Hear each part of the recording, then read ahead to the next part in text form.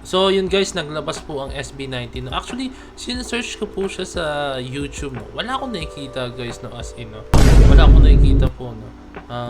Nakita ko lang siya sa Facebook. No? Pero search ko nga ulit guys.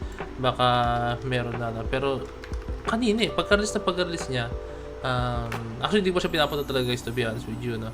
And then pagka-release po niya, tingnan ko rin po sa YouTube guys. Sabi ko nga, ay sa YouTube tayo manood kasi mas mas meron dong option na para mas HD, 'di ba? May ganun 'di bang option sa YouTube, 'di ba, no? Pero yun nga, wala sa wala akong nakita sa YouTube eh. Ayan, no. Ang last upload nila is yung SB19 Vlogs Approve or Denied Visa MV Shoot, no. So tara, panoorin na lang natin 'tong video to guys, no. Ulitin ko guys, sa Facebook po ito guys, no. Okay.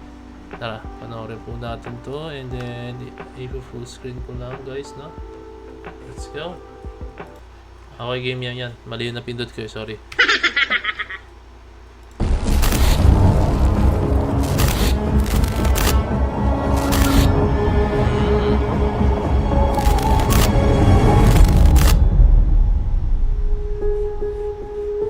Okay.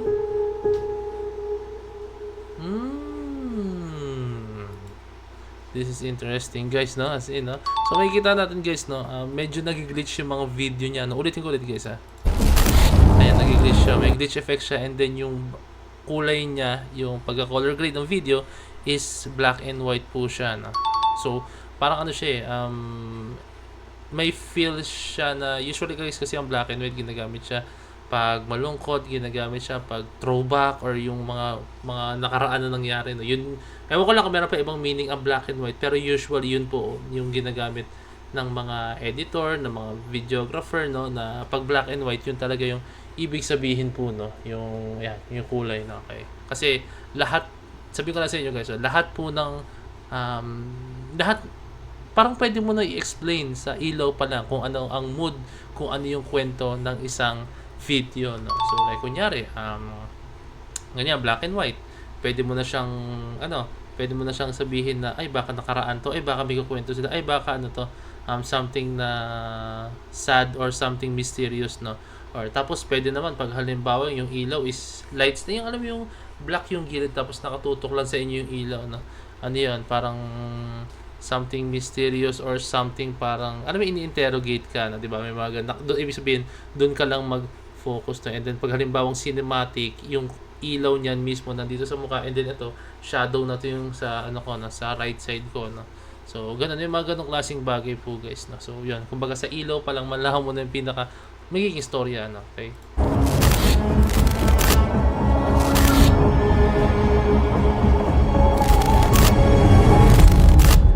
Okay, no?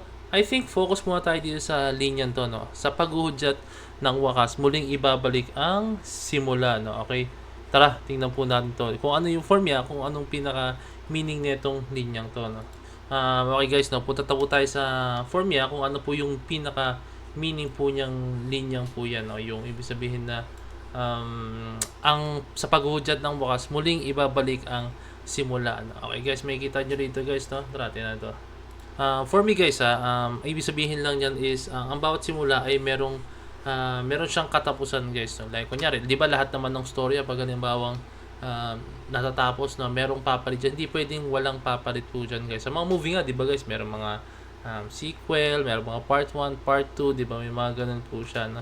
So, I think may halin tulad po natin ito sa parang ibig sabihin nito guys na sa parang pag nagbabasa ka ng isang libro po guys, 'di ba? Siyempre pag natapos mo na ang huling pahina ng isang kwento or natapos mo na as in, no, doon mo lang maintindihan, no, yung pinaka nangyari. Kaya pala nangyari sa first part to, no. Kaya pala nangyari yung mga ganun guys na moments, no. Kasi dahil sa storya po, no, kung paano siya nag-come up sa ganun, no. Kaya pala nangyari yun sa pinaka-ending. And then kaya pala nangyari yun sa umpisa kasi may ganito pala mangyari sa dulong-dulo, no. So, ayun, ha. And then para lang naman siyang ganun, guys, no. For me, ayun yung pinaka-explanation ko na pwedeng ibigay po sa inyo, no, sa part na yan, no. Yan, no. And then ibig sabihin na yan, guys, no, na huwag kang matakot pag halimbawang may natatapos, no. Syempre, hindi naman yun yung dulo ng mundo. Hudyat lang yun guys na magbubukas na merong bagong simula, no. Ayun yung pinaka-hudyat niya. For me, ito yung pinaka tingin ko sa linyang ito na pag may natapos, merong magsisimula, no? Okay, merong kumbaga may magsisimula ulit, guys.